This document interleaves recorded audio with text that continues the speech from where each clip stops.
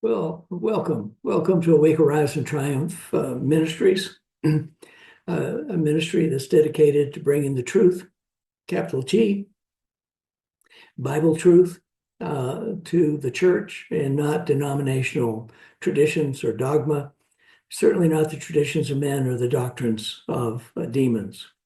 In addition, we are an encouragement or intend to be an encouragement to ministry leaders and to be a prophetic voice to the church. I'm Dr. David R. Wood, your host and Bible teacher.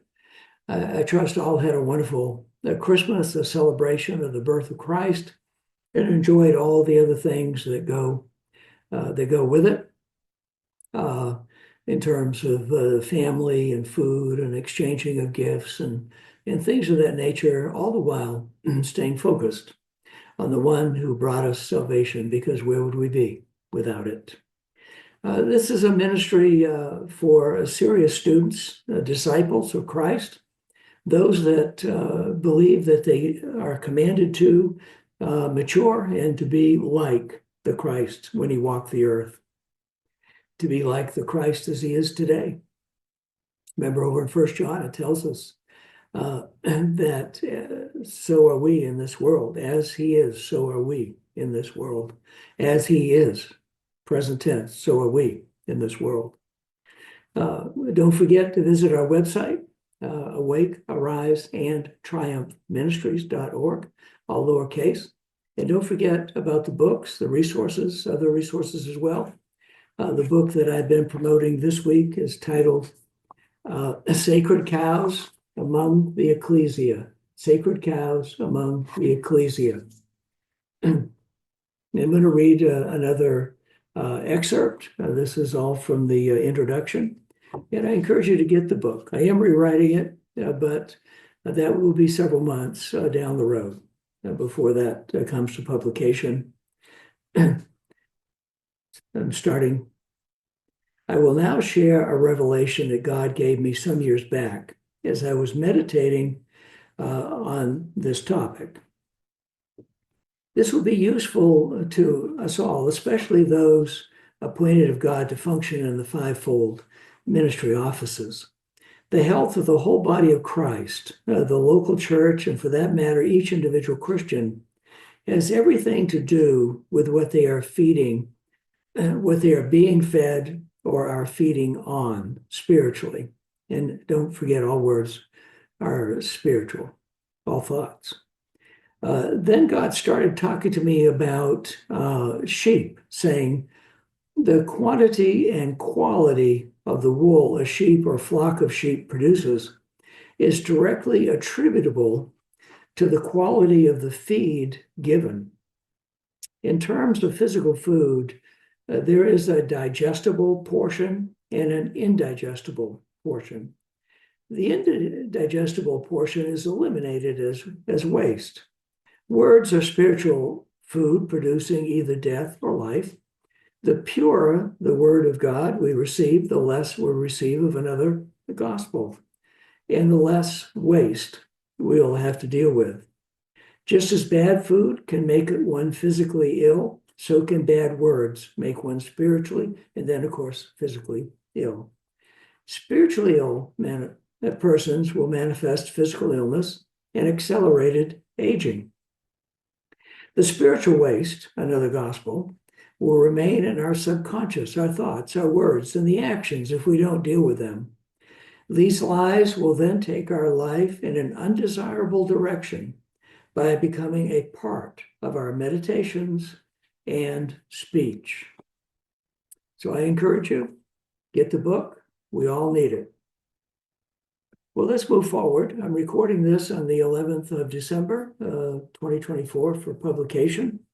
26th December, Thursday, 2024, Keslev 25, the year 5785. Title, Feast of Dedication or Hanukkah. Let's pray.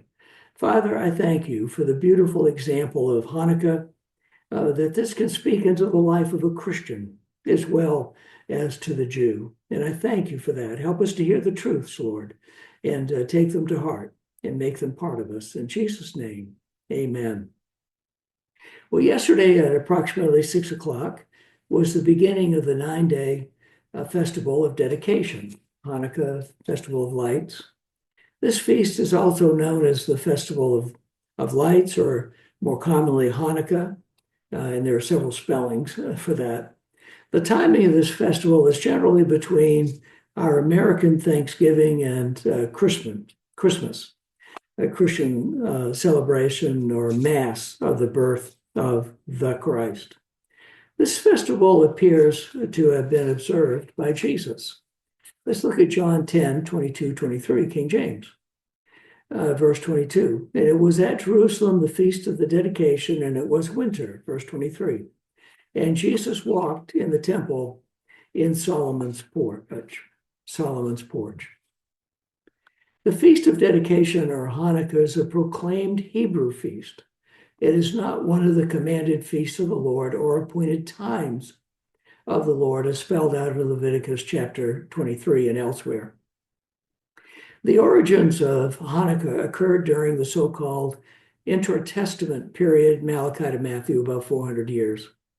The Holy Land, including modern-day Israel at that time, was occupied first by Alexander the Great of Greece, and then following his death by Antiochus IV Epiphanes, 175 BC to 164 BC. Antiochus was a brutal ruler who outlawed Judaism and placed a statue of Zeus in the most holy place of the temple. On top of all that, he sacrificed unclean animals in the temple. Worse still, it is reported by Josephus, the Jewish historian, in the non-canon book of 2nd Maccabees, chapter 5, verse 11 through 14, and chapter 6, 1 through 11, that Antiochus would sacrifice pigs, cut off the hands of Jews, cut out their tongues, and sacrifice them together with the unclean animals on the altar of sacrifice. It's hard for us to examine such brutality, but it goes on, and it goes on today. A Jewish revolt led by the Maccabees liberated Jerusalem in about 165 BC. They immediately set about the cleansing of the temple to return the temple to its intended use, that is, to rededicate the temple to the true God, the God of Abraham, Isaac, and Jacob. Then they went to light the menorah located in the holy place, and they found there was only enough special oil for one day, and it takes 8 days to make new oil. A menorah, or other name is candelabra, as prescribed of God, we find that in Exodus 25, 31 through 40, has 6 lamps with a center lamp. So 3, center lamp, 3. The center lamp is called the servant lamp. The candelabra is pure gold. The oil represents the Holy Spirit. The 6 lamps represent mankind. The gold represents purity or righteousness. And the servant lamp is Jesus, making 7, bringing spiritual completion. The servant lamp is used to ignite the fire, the Holy Spirit, in the other lamps. I think you can readily see the picture of the Holy Spirit always being present, but becomes a purifying flame when Jesus, or the Word, enters the picture. They lit the candelabra anyway, knowing there was only one day of oil, and it would take 8 days to make more of the special oil for this purpose. Miraculously, the oil burned for 8 days until the new oil was ready. Now, Hanukkah is celebrated with a 9-candle candelabra, recognizing that God delivered them once more from their enemies and caused the candle to burn miraculously for 8 days. There are 4 candles or lamps on each side of the servant. A lamp, 8 is the number of new beginnings, and 9 represents divine completeness given from the Lord.